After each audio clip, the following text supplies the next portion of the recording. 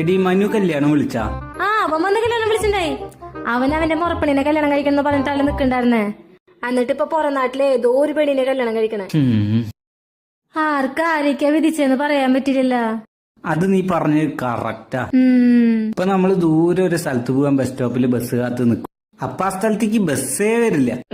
ശരി, കാത്തുനിന്ന് സമയം കളയണ്ടല്ലോ വിചാരിച്ച് കിട്ടിയ ബസ്സിന് പോവാന്ന് വെച്ചാ നമുക്ക് വരുന്നത് ഒരു ലോക്കൽ ബസ്സായിരിക്കും. ശരി, ലോക്കലെങ്കിൽ ലോക്കല് കേറി പകുതി ദൂരെ എത്തിയിട്ടുണ്ടാവുള്ളൂ.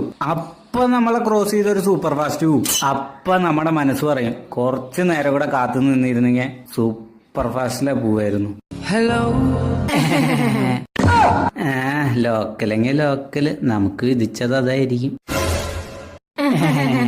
ചേട്ടനൊരു ലോക്കൽ ബസ് എങ്ങനെ കിട്ടി? എനിക്ക് കിട്ടിയത് ഒരു മൂട്ട ബസ്. അതില് കേറി ഞാൻ പെട്ടപ്പാട് ഓടോന്നറിയില്ല, എപ്പ നിക്കോ